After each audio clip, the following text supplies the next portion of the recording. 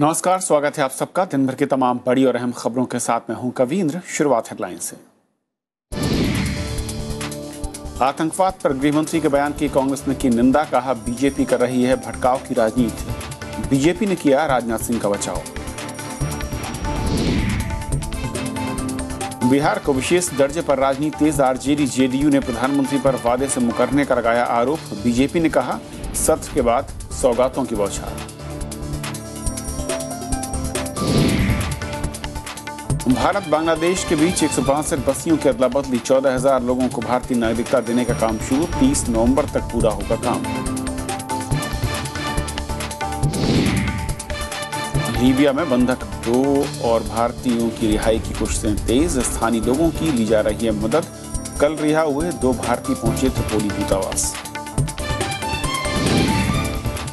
और चक्रवाती तूफान कोमेन ने बढ़ाई मुसीबत, कई राज्यों में बाढ़ के हालात। पश्चिम बंगाल में रेल सेवा पर असर, गुजरात में राहत अभियान तेज।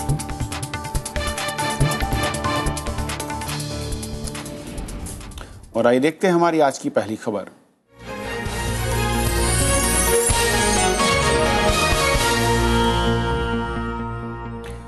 चक्रवाती तूफान देश के पूर्वी तट पर आते आते कमजोर हो गया, लेकिन उसके असर से पूर्वी भारत के कई राज्यों में भारी बारिश हो रही है।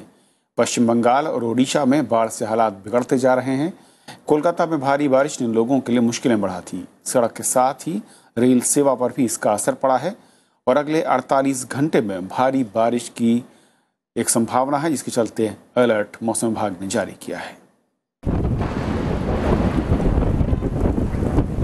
देश के पूर्वी तट चाहे चक्रवाती तूफान कोमेन के कहर से बच निकले हों, लेकिन लगातार हो रही मूसलाधार बारिश ने कई राज्यों को अपनी चपेट में ले रखा है। तीनों राज्य इस वक्त तेज बारिश की चपेट में हैं।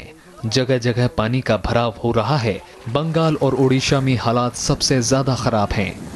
शनिवार को कोलकाता के अधिकतर हिस्सों में पानी भर गया, जिससे अब हर कोई परेशान होने पर मजबूर है। अभी तो हम तो बाजार बंद करे बैठा, कोई तो आदमी एक में नहीं है, खाली फालतू बैठा है इधर। और ड्रेन फिर जाम है, पानी जाता, पानी पास नहीं होता, इसीलिए दुकान का अंदर घुस जाता है पानी। ऐसे बैठा है, क्या कर 2-3 दिन से ऐसे होता है। The streets are waterlogged. We are facing lots of problem. We have to commute through this, the dirty waters, and the buses are not plying properly. We are not getting autos, so that's a problem for us. It is continuously raining since yesterday. And we are struggling hard since morning, since yesterday night itself, to how to continue the services. And as a result of our planning, particularly in Howrah division, when the car shed, EMU car shed is under water. पूर्वी कोलकाता के कई हिस्सों में लोगों के घरों तक में पानी घुस गया है, जबकि ओडिशा सरकार ने कई इलाकों में बाढ़ का अलर्ट जारी कर दिया है। मौसम विभाग का अनुमान है कि अगले 48 घंटे पश्चिम बंगाल, झारखंड और ओडिशा पर भारी पड़ सकते हैं। बारिश रुकने की संभावना कम है, लिहाजा सरकार ने एहतियात बरतने के इंतजाम पुख्ता कर लिए हैं। From tomorrow morning, over the coastal belt of West Bengal, particularly north and south 24 Parganas, that's why fishermen are advised not to venture into the sea for next 2 days. चक्रवाती तूफान कोमेन चाहे पूर्वी तटों से टकराने के बाद कमजोर पड़ गया हो, लेकिन उसका असर मूसलाधार बारिश के रूप में साफ देखा जा रहा है। पश्चिम बंगाल, ओडिशा और झारखंड के अलावा मिजोरम, त्रिपुरा और असम में भी बारिश की संभावना जताई जा रही है। वहीं दूसरी ओर देश के पश्चिमी हिस्सों में हालात अब सुधरने लगे हैं, लेकिन एनडीआरएफ के सामने अब भी चुनौतियां बरकरार हैं। राजस्थान और गुजरात में एजेंसी की 17 टीमें राहत कार्य में जुटी हुई हैं, तो वहीं गृह राज्य मंत्री हरिभाई चौधरी भी बाढ़ग्रस्त इलाकों का दौरा कर रहे हैं, जहां वो हालातों के साथ साथ राहत कार्य का भी जायजा ले रहे हैं। Bureau report, Rajya Sabha TV. चक्रवाती तूफान कोमेन से जहां पूर्वी तटों पर खासा असर पड़ा है, तो वहीं पूर्वोत्तर राज्यों में भी हालात खराब होते जा रहे हैं। मणिपुर और म्यांमार की सीमा के पास चंदेल जिले में बसे खिजाए गांव में जबरदस्त बारिश के चलते 20 लोगों की मौत हो गई। घटना की सूचना मिलते ही राहत और बचाव दल को रवाना कर दिया गया।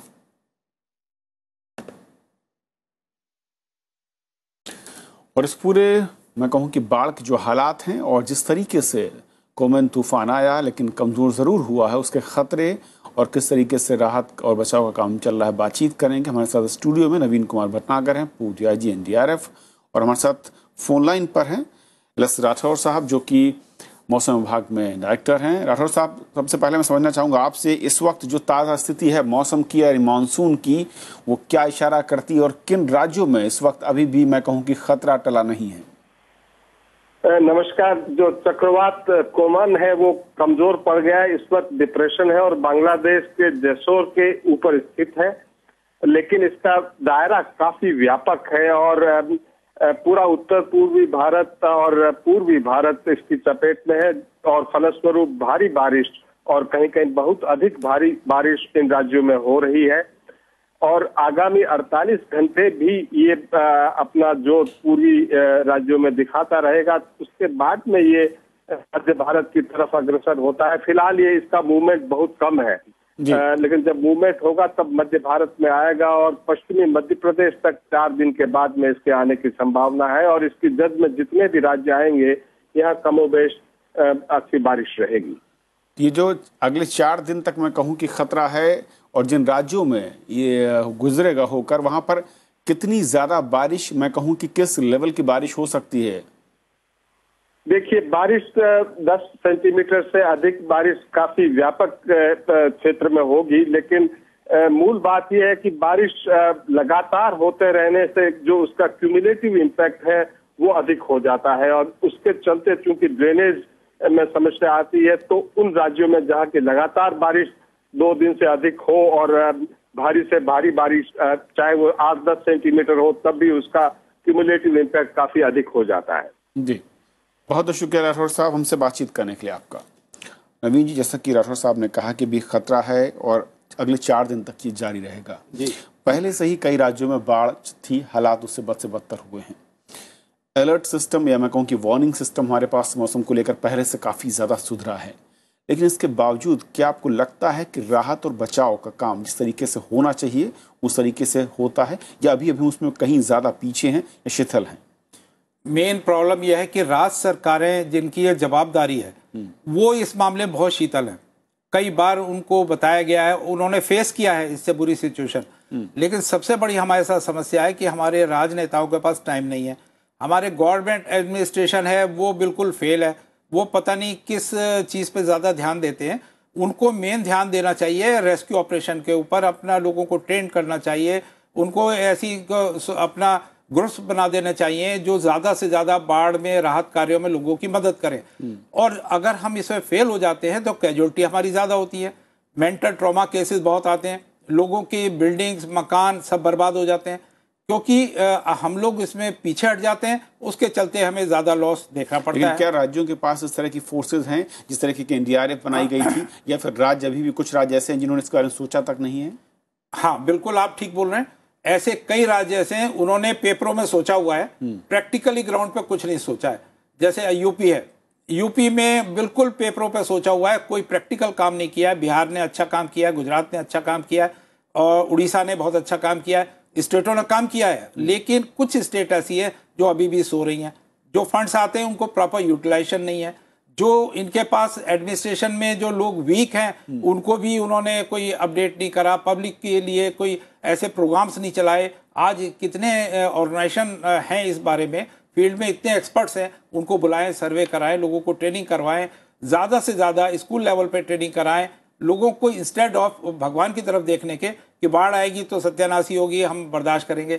इसकी बजाय बाढ़ तो आनी है, इन नेचुरल प्रोसेस आएगी, बारिश भी होगी, बादल भी फटेंगे, जितने नेचुरल डिजास्टर आएंगे, लेकिन हमें उनके लिए तैयारी करनी पड़ेगी। पहले से हमेशा प्रायोरिटी बेसिस पे तैयारी करनी पड़ेगी।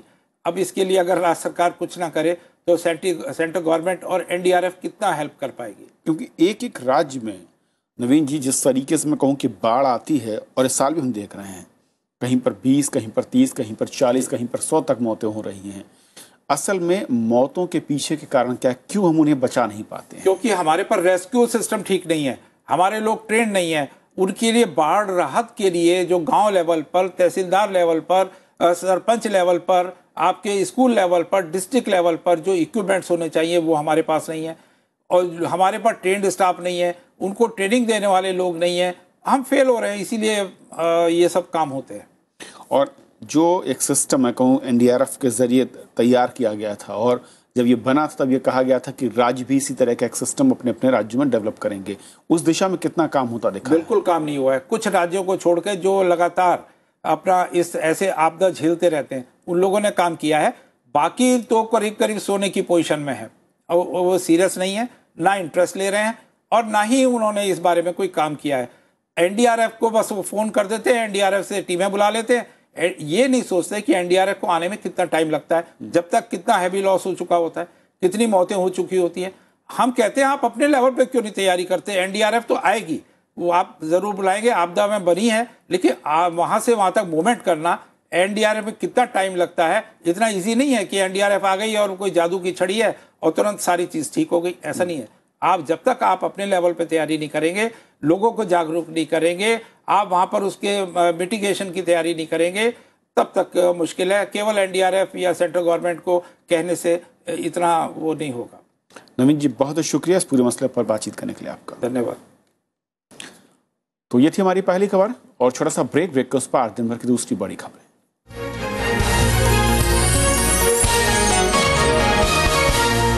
आतंकवाद को धर्म से जोड़ने के मुद्दे पर बीजेपी और कांग्रेस के बीच बहस तेज हो गई है। गृह मंत्री राजनाथ सिंह ने कल लोकसभा में दिए बयान पर अब कांग्रेस पार्टी आतंकवाद को धर्म से जोड़ने का आरोप लगाया था, जिस पर कांग्रेस ने तीखा पलटवार करते हुए आरोप लगाया है कि बहस के सहारे बीजेपी भ्रष्टाचार के मुद्दे से ध्यान भटकाने की कोशिश कर रही है। गृह मंत्री राजनाथ सिंह के आरोपों के जवाब में कांग्रेस ने कहा कि बीजेपी उसे आतंकवाद पर उपदेश ना दे। पार्टी का कहना है कि गुरदासपुर के आतंकवादी हमले पर लोकसभा में बयान के दौरान गृह मंत्री ने गैर जरूरी बातें कहकर इस मुद्दे पर संसद को बांटने की कोशिश की। उन्होंने कहा कि आतंकवाद से समझौते के मुद्दे पर बीजेपी के दामन पर ज्यादा दाग हैं और कंधार कांड इसका बड़ा उदाहरण है। हमने एक्स प्राइम मिनिस्टर और बनने वाले दोबारा प्राइम मिनिस्टर राजीव गांधी को टेररिस्ट के हाथों उनकी मौत देखी है, लेकिन भारतीय जनता पार्टी को हमको लेक्चर देने की जरूरत नहीं। कांग्रेस पार्टी ने यूपीए सरकार के दौरान गृह मंत्री रहे सुशील कुमार शिंदे के इस मामले पर दिए गए बयान का भी पुरजोर बचाव किया। शिंदे ने भी कहा कि उन्होंने संसद में कभी हिंदू आतंकवाद शब्द का इस्तेमाल नहीं किया। यूपीए सरकारमध्ये असताना हिंदू टेरर हा शब्द वापरला म्हणून पार्लमेंटमध्ये मी कधी हिंदू टेरर हा शब्द वापरला नहीं। कांग्रेस के तीखे तेवरों के जवाब में बीजेपी ने भी राजनाथ सिंह के बयान का पूरा समर्थन किया है। पार्टी का कहना है कि न सिर्फ सुशील कुमार शिंदे बल्कि कांग्रेस के दूसरे नेता भी इस शब्द का इस्तेमाल करते रहे हैं। सुशील कुमार शिंदे ने कहा था कि नहीं कहा था कि भारत को हिंदू टेरर से बहुत चिंता है? चिदम्बरम साहब ने क्या कहा था जब वो गृह मंत्री थे? उन्होंने सैफरन टेरर की बात कही थी। शुक्रवार को लोकसभा में राजनाथ सिंह ने गुरदासपुर की आतंकवादी घटना पर बयान देते हुए यूपीए सरकार पर आतंकवाद को धर्म से जोड़ने का आरोप लगाया था। इसके बाद कांग्रेस पार्टी के साथ वाम दलों और तृणमूल कांग्रेस ने इस टिप्पणी को कार्यवाही से बाहर निकालने की मांग की थी। श्याम सुंदर, राज्यसभा टीवी। आतंकी संगठन इस्लामिक स्टेट यानी आईएस के खतरे को लेकर आज गृह मंत्रालय की कुछ स्तरीय बैठक हुई। इसमें लगभग 12 राज्यों के गृह सचिवों के साथ राज्यों के पुलिस महानिदेशक भी शामिल हुए। मीटिंग में आईएसआईएस को भारत में पनपने से रोकने के लिए रणनीति बनाने पर मशवरा किया गया। गृह सचिव एलसी गोयल की अध्यक्षता में हुई इस बैठक में इस्लामिक स्टेट जैसे संगठनों से निपटने के लिए सुरक्षा एजेंसियों के बीच सूचनाओं के आदान प्रदान और इसके लिए एक मजबूत तंत्र बनाने पर जोर दिया गया। हाल ही में एक अमेरिकी मीडिया रिपोर्ट में दावा किया गया था कि आईएसआईएस भारत में हमले की तैयारी कर रहा है।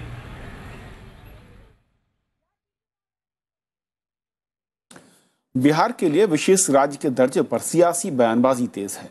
शुक्रवार को लोकसभा में केंद्रीय योजना राज्य मंत्री राव इंद्रजीत सिंह ने कहा था कि बिहार को विशेष राज्य का दर्जा देने का कोई प्रस्ताव नहीं।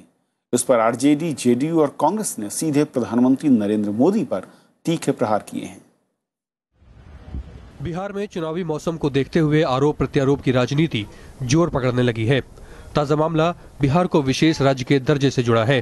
केंद्र सरकार के इनकार के बाद अब इस मसले पर आरजेडी जेडीयू ने प्रधानमंत्री नरेंद्र मोदी पर निशाना साधा है। इन दलों का कहना है कि नरेंद्र मोदी सिर्फ वादा करना जानते हैं, उसे पूरा करना नहीं। इनके जो पिटारों का जो एक जो पेटी थी वो साफ साफ बिना ध्वनि के, बिना किसी कंटेंट के सामने आ गई है और शायद ये चुनाव की तारीख की घोषणा से पहले अपनी हार मान चुके हैं। मैं समझता हूं कि क्रेडिबिलिटी लॉस भी एक बहुत बड़ा बिंदु हो गया। बिहार का विकास स्पेशल पैकेज से नहीं, स्पेशल स्टेटस से होगा और ये संसद में वक्तव्य देकर के उन्होंने बिहार की जनता के हितों के साथ कुठाराघात किया है। कांग्रेस ने भी आरजेडी जेडीयू के सुर में सुर मिलाया है। बिहार में सितंबर अक्टूबर में विधानसभा चुनाव प्रस्तावित है। कांग्रेस भी लालू नीतीश गठबंधन के साथ चुनाव लड़ने की तैयारी में है।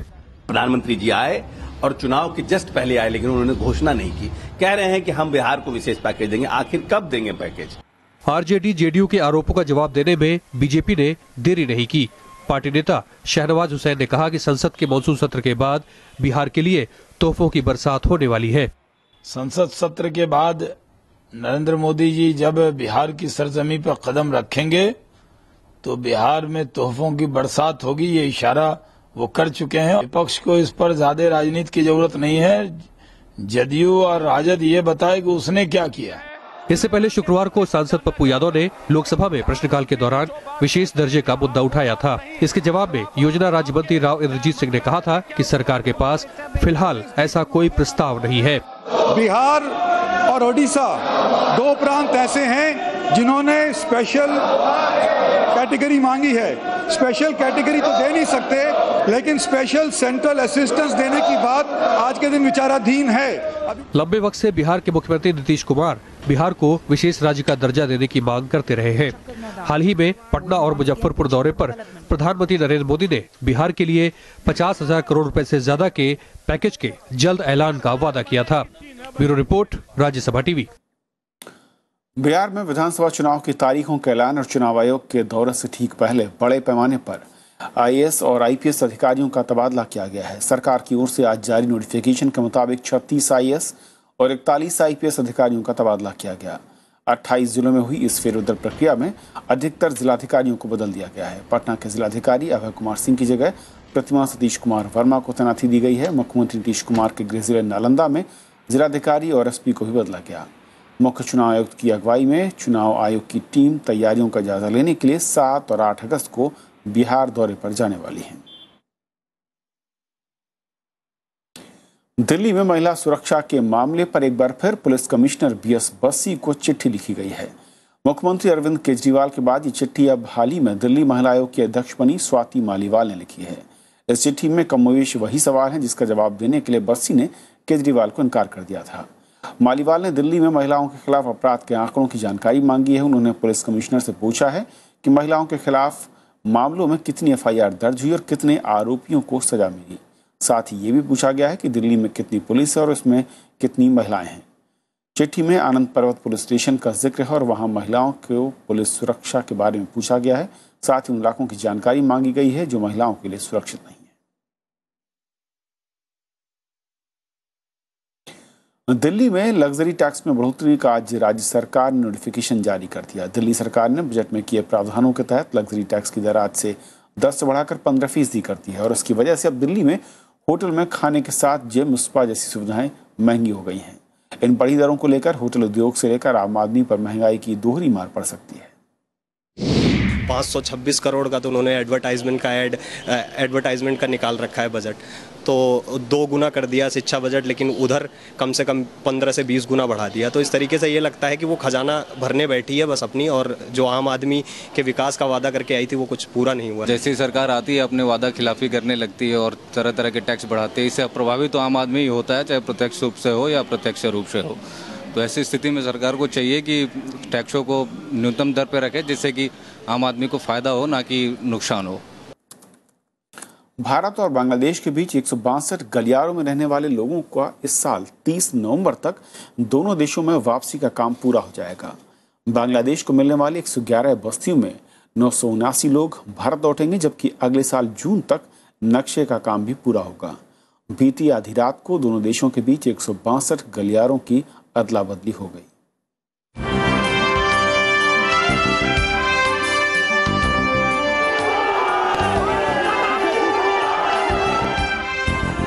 शुक्रवार की रात जैसे ही घड़ी में 12 बजे भारत और बांग्लादेश के 162 गलियारों में रहने वाले लोगों ने जश्न मनाना शुरू कर दिया। मौका था दोनों मुल्कों के बीच के गलियारों की ऐतिहासिक अदला बदली का। इसके साथ ही करीब 51,500 ऐसे लोगों को मुल्क मिल गया जो पिछले 68 सालों में किसी देश का हिस्सा नहीं थे, लेकिन अब इन लोगों को अपनी पसंद की नागरिकता मिल गई है। অনেক লড়াই করেছি, অনেক আন্দোলন করেছি, অনেক অনশন হয়েছে, কিন্তু তারপরে আমাদের স্বাধীনতা কোনো দুঃখ ভুলে আনন্দ দুঃখ সব ভুলে গেছি এই মশাল জ্বালিয়ে। भारत का जो अर्थनीति है दुनिया के सामने ये अर्थनीति बदल देगा। जिन राज्यों के गलियारों की अदला बदली हुई है उनमें असम, मेघालय, त्रिपुरा और पश्चिम बंगाल शामिल हैं। समझौते के तहत बांग्लादेश को 17,160 एकड़ के 111 गलियारे मिले हैं। इनमें 37,369 लोग रहते हैं, जबकि भारत को 7,110 एकड़ के 51 गलियारे मिले हैं। इनमें 14,215 लोग रहते हैं। सितंबर 2011 के प्रोटोकॉल के तहत बने करार को अगले 11 महीने यानी 30 जून 2016 तक चरणबद्ध तरीके से लागू किया जाएगा। What will happen is that the people living in these enclaves will now enjoy the full benefits of nationality of India or Bangladesh, as the case may be. They will also enjoy all the benefits of civic facilities, education, healthcare, etc., which the governments of both countries provide to their citizens. Bharat और बांग्लादेश के बीच जमीन की अदला बदली का पहला समझौता 16 मई 1974 को तत्कालीन प्रधानमंत्री इंदिरा गांधी और बांग्लादेश के तत्कालीन प्रधानमंत्री के बीच हुआ था। 2011 में तब प्रधानमंत्री मनमोहन सिंह और शेख हसीना के बीच एक प्रोटोकॉल पर हस्ताक्षर हुए थे। इस साल मई में भारतीय संसद ने इस समझौते को मंजूरी दी थी। जून में प्रधानमंत्री नरेंद्र मोदी की बांग्लादेश यात्रा के दौरान दोनों देशों के बीच करार से जुड़े दस्तावेजों की अदला बदली हुई थी। अखिलेश सुमन, Rajya Sabha TV.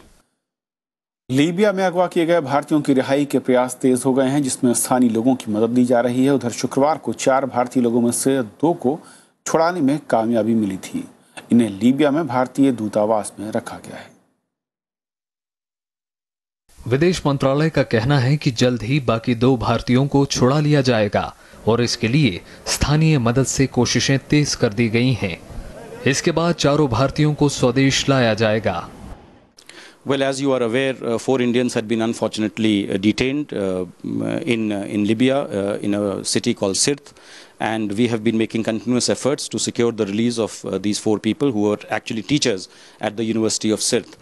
And as you are aware, yesterday through our efforts, we were able to secure the release of 2 of those Indians. शुक्रवार शाम को छुड़ाए गए लक्ष्मीकांत और विजय कुमार कर्नाटक के रहने वाले हैं। उन्हें अभी त्रिपोली स्थित भारतीय दूतावास में रखा गया है। In fact, they have now come back from Sirte to the Indian Embassy in Tripoli. They are currently residing in the Indian Embassy in Tripoli, and our efforts are continuing to secure the release of the remaining 2, after which all 4 can then come to India. इधर अगवा भारतीयों के परिवार वालों की निगाहें TV चैनलों पर टिकी हैं। वे सभी की सुरक्षित वापसी की दुआएं कर रहे हैं। 29 जुलाई को भारत के 4 नागरिकों को लीबिया के शहर सिर्त के पास से आतंकवादियों ने अगवा कर लिया था। वे चारों भारत वापस लौट रहे थे। इसमें से 2 आंध्र प्रदेश और 2 कर्नाटक के हैं। माना जा रहा है कि आईएस के आतंकवादियों ने उन्हें अगवा किया है। सरकार की कई चेतावनियों के बावजूद भारत के तकरीबन 2300 लोग अभी भी उस इलाके में स्वेच्छा से रह रहे हैं। भारत ने कई बार कहा है कि वे उस इलाके को छोड़कर आ जाएं, लेकिन वे रोजी रोटी के कारण उधर से नहीं आना चाहते। लेकिन सवाल ये है कि क्या इतनी बड़ी चुनौती लेकर वहाँ रहना उचित है? राज्यसभा टेलीविजन के लिए दिल्ली से अखिलेश सुमन। पाकिस्तान की ओर से सीजफायर तोड़ने का सिलसिला रुक नहीं रहा। ताज़ा मामला जम्मू में अंतर्राष्ट्रीय सीमा के पास का है। पाकिस्तानी रेंजर्स ने आज अग्रिम चौकियों पर छोटे हथियारों से गोलीबारी की और मोर्टार दागे। बीएसएफ के जवानों ने इसका मुंहतोड़ जवाब दिया। गोलीबारी में 3 अग्रिम चौकियों को निशाना बनाया गया था। बीएसएफ के मुताबिक पाकिस्तानी रेंजर्स ने बिना किसी उकसावे के सुबह 10:40 पर अखनूर सेक्टर में गोलीबारी की। इससे पहले पाकिस्तानी सैनिकों ने 29 और 30 जुलाई को नियंत्रण रेखा के पास 4 बार संघर्ष विराम का उल्लंघन किया। जुलाई में पाकिस्तान सीमा पर 18 बार संघर्ष विराम का उल्लंघन हुआ है, जिसमें 3 जवानों समेत 4 लोगों की मौत हो चुकी है और 14 लोग घायल हुए हैं। खेल मंत्रालय ने आज टेनिस स्टार सानिया मिर्जा को देश का सर्वोच्च खेल पुरस्कार देने की सिफारिश की है। हालांकि खेल मंत्रालय के सचिव अजित शरण ने साफ किया है कि राजीव गांधी खेल रत्न अवार्ड देने का आखिरी फैसला पुरस्कार समिति ही लेगी। आपको बता दें कि सानिया मिर्जा ने बीते जून में अपने करियर का पहला डबल ग्रैंड स्लैम खिताब मार्टिना हिंगिस के साथ मिलकर जीता था। आज से सावन का महीना शुरू हो गया और पहले ही दिन शिवालय और मंदिरों में भक्तों की भीड़ उमड़ी। साथ ही कांवड़ यात्रा का सिलसिला भी शुरू हो गया। भारी भीड़ और सुरक्षा के मद्देनजर इस बार कड़े इंतजाम किए गए हैं। सावन के पहले दिन शिव मंदिर हर हर महादेव और बम बम भोले के जयकारों से गूंज उठे। सुबह से ही शिव मंदिरों के बाहर लंबी कतारें लगी हैं। उज्जैन के महाकालेश्वर मंदिर में भस्म आरती और पूजा अर्चना में बड़ी संख्या में लोगों ने हिस्सा लिया। वहीं वाराणसी के काशी विश्वनाथ मंदिर में श्रद्धालुओं का तांता लगा है। आज से लेकर के और पूरे सावन भर हर दिन का अपना वैशिष्ट्य है और ये मान्यता है कि भगवान शिव सावन के पवित्र दिवस में प्रथम दिन से लेकर के पूर्णिमा तक उनकी सत्ता यहाँ पर विराजती है। इसके साथ ही सावन में होने वाली कांवड़ यात्रा शुरू हो गई है। बड़ी संख्या में कांवड़िए मंदिरों में जलाभिषेक के लिए पहुंच रहे हैं। हम लोग बाबा के धाम पर जाकर के स्नान करके वहाँ ज्योतिर्लिंग पर फूल माला चढ़ा करके वहाँ से भी गंगा स्नान करके फिर निकल जाते हैं। सावन में मंदिरों में भीड़ के मद्देनजर सुरक्षा के पुख्ता इंतजाम किए गए हैं। काशी विश्वनाथ मंदिर के आसपास बड़ी तादाद में पुलिस बल तैनात किया गया है और आने जाने वाले की तलाशी ली जा रही है। एटीएस की टीम आई हुई है, बैरिकेडिंग पूरी की गई है और पेट्रोलिंग के लिए अलग अलग गाड़ियां लगाई गई हैं 1 किलोमीटर पर, जो कि कांवड़िये के पूरे मार्गों पर देखेंगी और शेष अन्य जो रेगुलर और परंपरागत चेकिंग चलती रहती है वो सब की जा रही है। इस बार विशेष योग है और नवग्रहों की स्थिति के कारण सावन मास को विशेष शुभ माना जा रहा है। Bureau report, Rajya Sabha TV. तो खबरों के इस बुलेटिन में भी इतना ही। नमस्कार।